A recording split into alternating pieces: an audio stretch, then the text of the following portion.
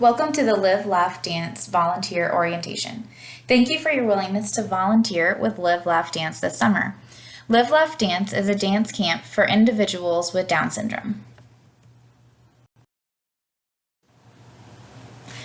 We rely on our volunteers to help us make the dance camp possible. This is usually a great experience for all who volunteer. We do ask that you reach out to us if you have any questions or concerns. We want to make this a fun experience for you and are here to help you along the way.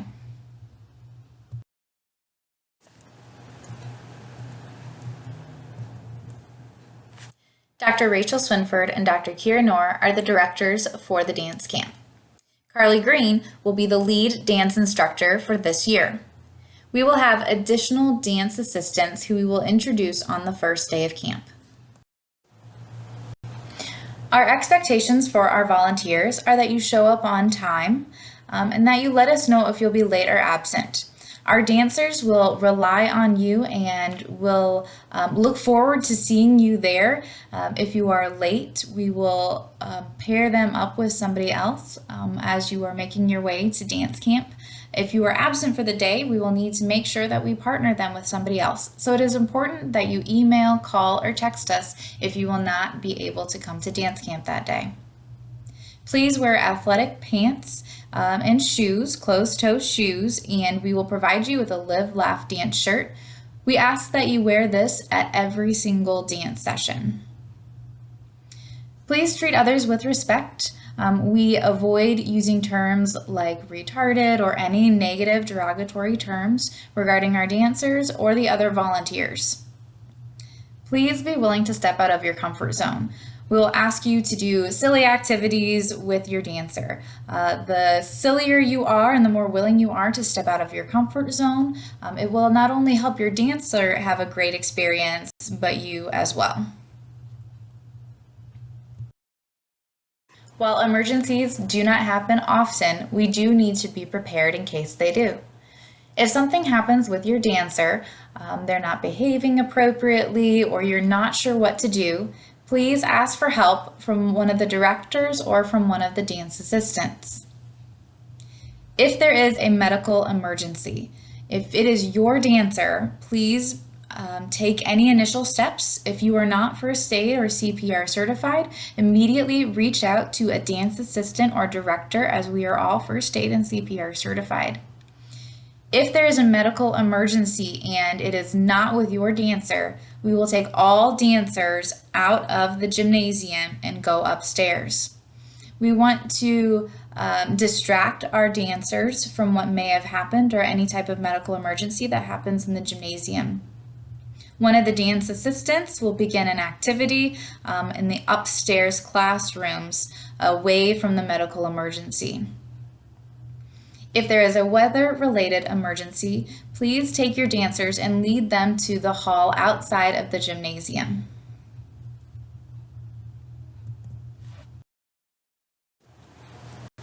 When working with individuals who have Down syndrome, following the same format each week is helpful in establishing a rhythm. Here is the format for each dance class. Many of the dancers will show up early for dance class. During this time, we will have music playing in the background, and you can free dance or hang out with your dancers. During warm-up, we'll ask all dancers to sit down or begin in the seated position. We'll start with reviewing our 4 rules of dance camp. Those 4 rules are: be safe, respect others, do your best, and have fun. The first warm-up activity we will do is feet to feet. We'll start with all dancers sitting down, and we will do some rhythm-based activities and move up to standing positions where we will complete the warm-up. After the warm-up, we'll go into skill building. For skill building, we line up on both ends of the gymnasium, and we will work on specific dance moves that will be built into the choreography later. During skill building, this is a great time to help your dancer try to master and improve the skills that we'll later see in the choreography. We'll take a short break. During this time, it's a great idea to encourage your dancer to grab a drink of water or use the restroom. After the break, we'll move into choreography. During choreography, one of the dance assistants will teach a dance for the day. Please feel free to modify the dance to your dancer's ability. After choreography, we'll take a break, and then we'll go into station work. During our station work, we'll break up the dancers into 3 or 4 groups. Each group will rotate to a different station where we will work on specific dance-related activities. These activities might include working on rhythm, working on moving high and moving low, or having to pause and freeze in different movements. And so each station will have a goal. Please encourage your dancer to participate, and we would love it if you would participate in the station work as well. After station work, we will review past choreography. As we move through the summer and we learn more dances, we learn one dance each week. Our station work will get shorter as we will have more dances to review during the choreography session. After we review, we will move into a cool down.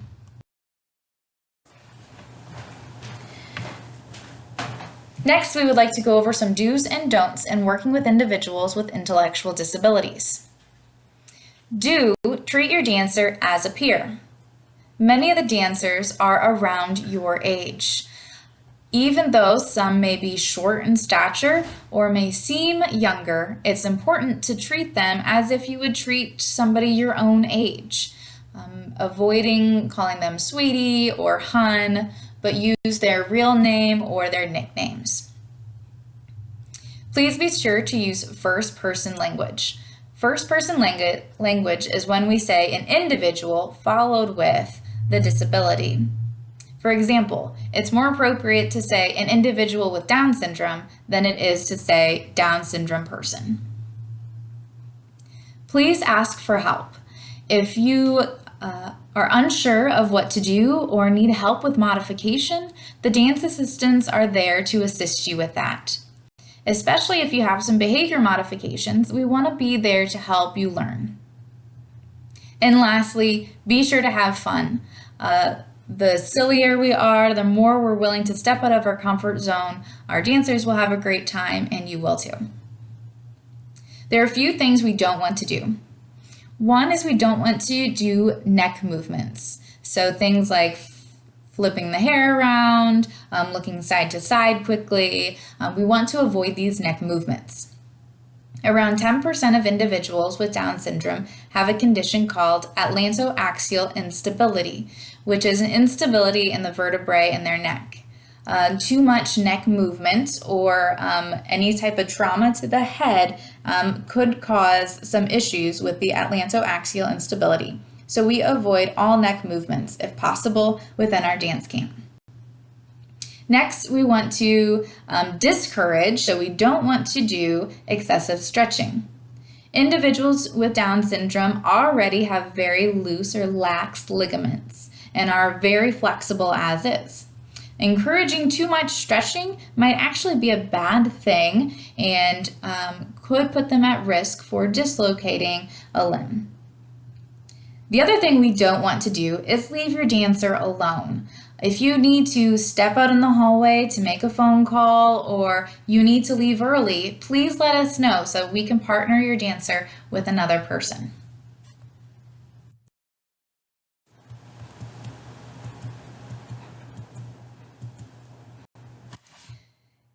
The next thing we'd like to address is behavior modification. While most of our dancers are awesome, there are some times where we need to do some behavior modification.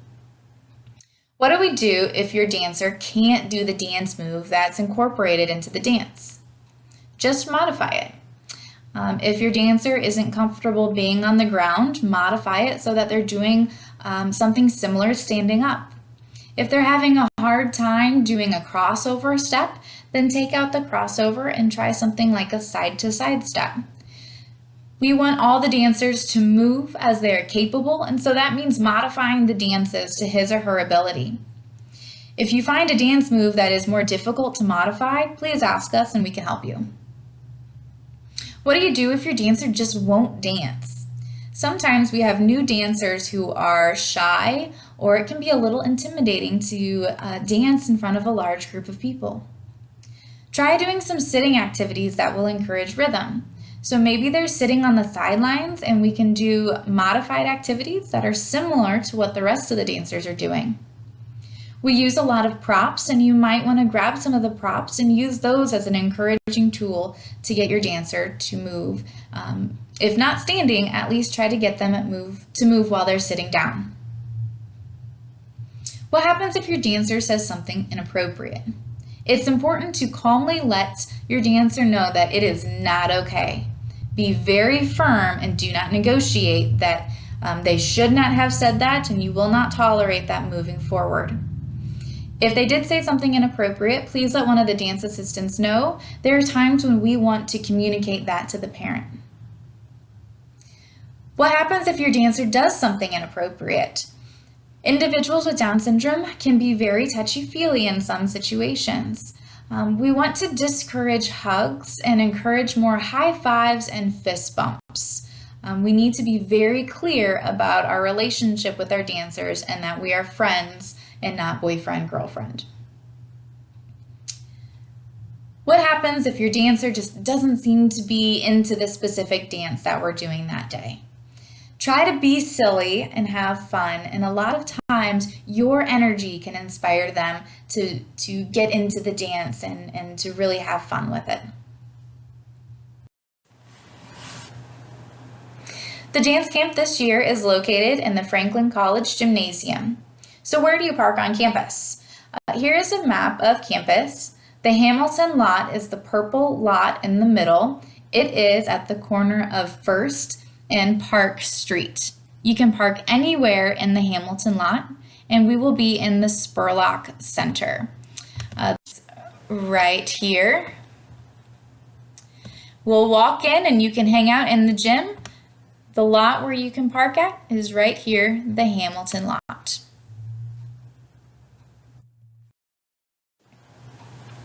Lastly, we want to encourage you to be flexible and have fun. This is a great experience and we love all of our volunteers. If at any point in time you have questions, concerns, please reach out to any of us, the assistants or the directors, and we would be happy to help you along the way. Thanks.